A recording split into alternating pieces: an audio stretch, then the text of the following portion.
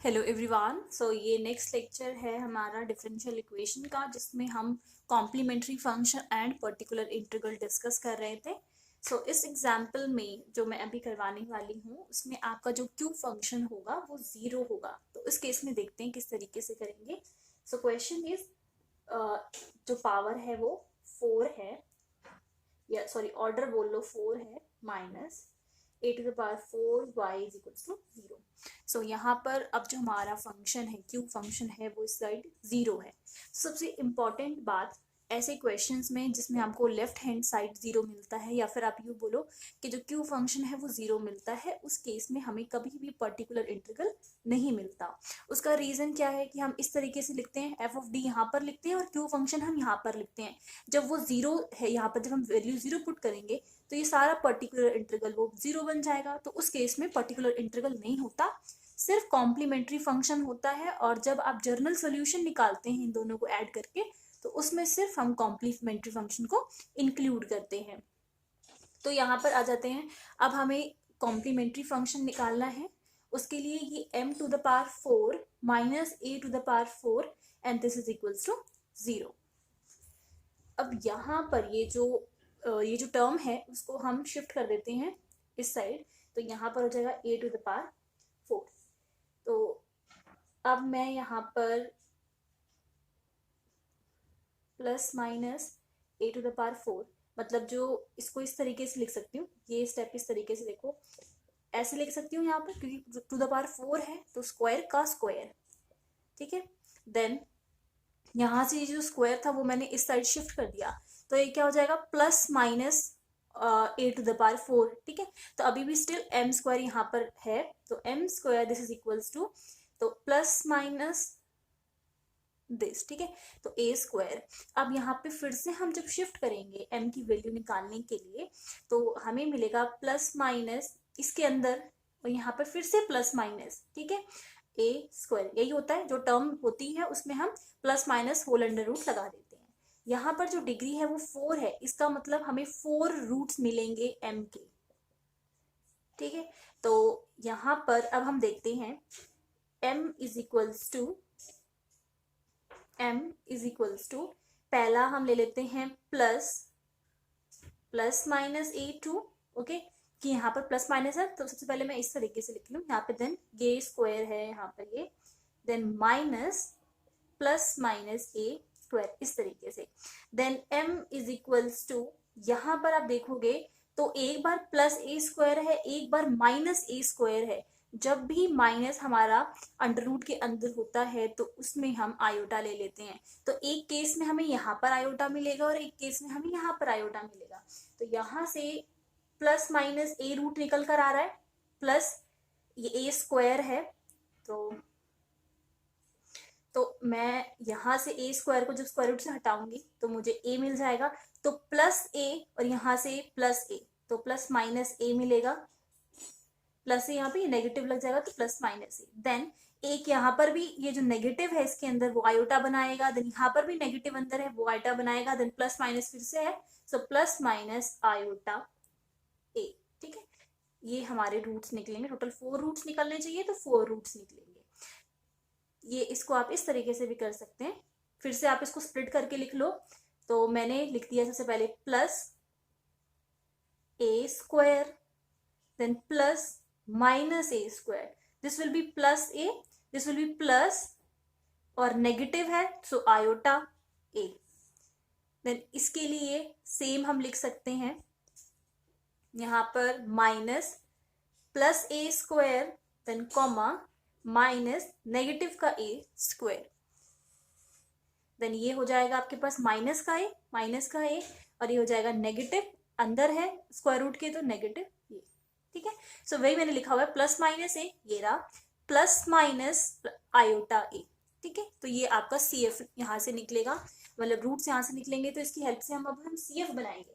CF बनाने के लिए दो रूट्स हमारे पास यहाँ पर रियल एंड डिस्टिंक्ट हैं और यहाँ पर इमेजिनरी है, ठीक है। तो CF किस तरीके से बनाएंगे, CF is equals to, real के लिए सबसे पहले लिखते हैं constant C1 e⁴ax plus C2 e⁻−ax, real का हो गया। अब आ जाते हैं इमेजनरी पे, C3 cos AX plus C4 sin AX। ये आपका हो गया कॉम्प्लीमेंट्री फंक्शन, क्योंकि पर्टिकुलर इंटीग्रल इस केस में 0 है। आई होप ये एग्जाम्पल क्लियर है। अब आ जाते हैं नेक्स्ट क्वेश्चन पे।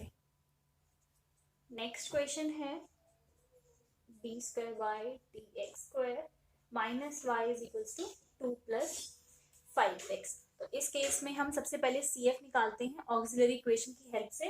तो ऑक्सिलरी इक्वेशन क्या होगी, m square minus 1 is equals to 0। So यहाँ से m स्क्वायर प्लस का 1 and this implies that m is equals to plus minus this. So m is equals to plus minus 1। Okay, तो यहाँ से CF equation बहुत ही easily आ जाएगी, that is C1 e to the power x plus C2 e to the power minus x. Now let us come to particular integral. तो उसमें हम यहाँ पर लिखेंगे d स्क्वायर माइनस 1 और ये लिखेंगे q फंक्शन 2 प्लस 5x। सबसे पहले मैंने 2 के लिए सॉल्व करा, देन प्लस यहाँ पे इस तरीके से स्प्लिट करके लिख लिया। ओके, देन ये कांस्टेंट है तो मैं यहाँ आगे भी लिख सकती हूँ, बट मुझे ये सॉल्व करना होगा तो यहाँ पर तो कुछ है नहीं, इसलिए मैंने क्या करा, e to the power 0x कर दिया। तो e to the power 0x 1 के इक्वल ही है तो कोई इफेक्ट नहीं पड़ेगा यहाँ पर। देन इस 5 को मैंने यहाँ से हटाकर कांस्टेंट इधर लिख लिया, और जो हम जिस तरीके से x का सॉल्व करते थे वैसे सॉल्व करेंगे। मैं आपको एक्सपोनेंशियल का भी बता चुकी हूँ, ट्रिग्नोमेट्रिक फंक्शंस का बता चुकी हूँ, अलजेब्रिक एक्सप्रेशंस का भी बता चुकी हूँ, और आज के लेक्चर में हमने देखा कि अगर फंक्शन आपका q जो है वो 0 हो तो किस तरीके से करना है। तो बहुत ही सिंपल तरीके से अब यहाँ पर हो सकता है। तो हम क्या करते हैं, यहाँ पर 0 है, अल्फा की वैल्यू 0 है इसकी एक्सपोनेंशियल के केस में, तो हम d की जगह 0 वैल्यू सब्स्टिट्यूट कर देंगे। सो 2 इंटू यहाँ पर 0 करेंगे तो ये -1, ये आ जाएगा -1। So plus 5। अब इस केस में यहाँ पर है x, तो मैंने आपको बताया था कि बायनोमियल एक्सपेंशन की हेल्प से हम कर सकते हैं। तो हम बेसिकली यहाँ पर क्या करेंगे कि 1 माइनस x इस तरीके की फॉर्म बना लेंगे। यहाँ पर हमें कुछ भी कॉमन लेने की जरूरत नहीं है, ऑलरेडी हमारे पास यहाँ पर 1 है तो हम कर सकते हैं। जस्ट हम एक नेगेटिव यहाँ पर कॉमन लेना पड़ेगा सो दैट कि 1 माइनस डी स्क्वायर हो जाए। तो मैं यहाँ पर नेगेटिव कॉमन लेती हूँ। अब जब ये न्यूमरेटर में लिखेंगे तो ये 1 माइनस डी स्क्वायर उसकी नेगेटिव पावर हो जाएगी माइनस का 1। अब हम इस पे बायनोमियल एक्सपेंशन यूज करेंगे।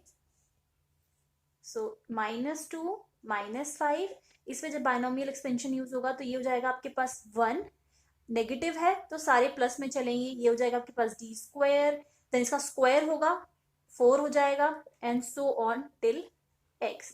देन -2 -5, इस x को अंदर हम मल्टीप्लाई कर देते हैं तो 1 से करा तो सिंपल x आ गया। डी स्क्वायर, डी जो है वो आपको डिफरेंशिएशन बताता है कि डी से आपको डिफरेंशिएशन करना है तो 2 टाइम्स डिफरेंशिएशन करेंगे। x का 1 टाइम किया तो 1 का करेंगे तो 0, और फिर आगे तो 4 टाइम्स है, 6 टाइम्स होगा, मतलब जो भी पावर आपको स्क्वायर की मिलेगी तो फिर तो वैसे भी वो 0 होता चला जाएगा। तो ये हमें यहाँ तक स्टॉप कर देना है।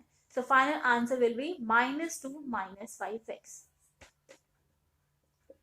ओके, जर्नल सोल्यूशन किस तरीके से लिखेंगे, अब हम कॉम्प्लीमेंट्री फंक्शन था हमारा C1 e to the power x plus C2 e to the power -x plus, चाहो तो माइनस कॉमन लेकर भी लिख सकते हो। सो अगर मैं माइनस कॉमन लूँ तो ये जगह 2 प्लस में 5x, otherwise your choice. Okay, so अभी तक जो भी क्वेश्चंस हमने सॉल्व किए उसका एक बार रिकैप ले लेते हैं।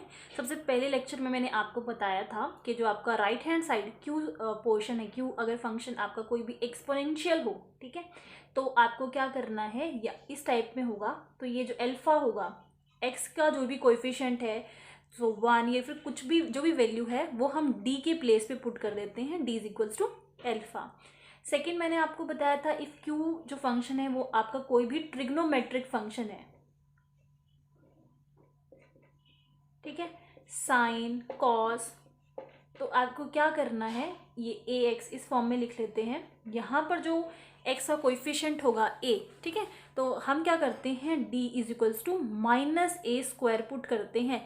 माइनस हमें स्क्वायर में इंक्लूड नहीं करना होता, हम सिंपली माइनस लगाते हैं और यहाँ पे जो वैल्यू होगी उसका स्क्वायर पुट करते हैं।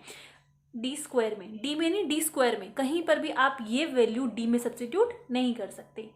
थर्ड मैंने आपको बताया था कोई भी एल्जेब्रिक एक्सप्रेशन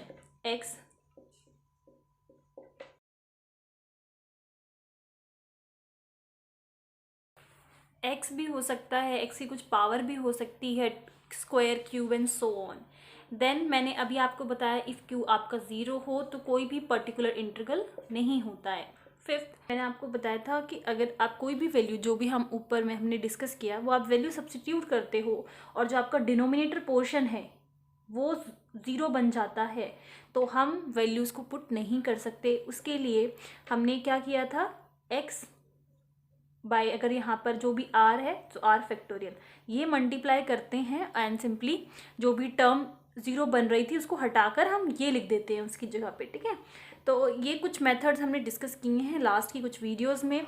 आपको एग्जाम्पल्स विद एग्जाम्पल सारी लास्ट वीडियोस में मिल जाएगा। जो भी आप, जिसमें भी आपको कोई क्वेरी है आप लोगों से पूछ सकते हो। And thank you.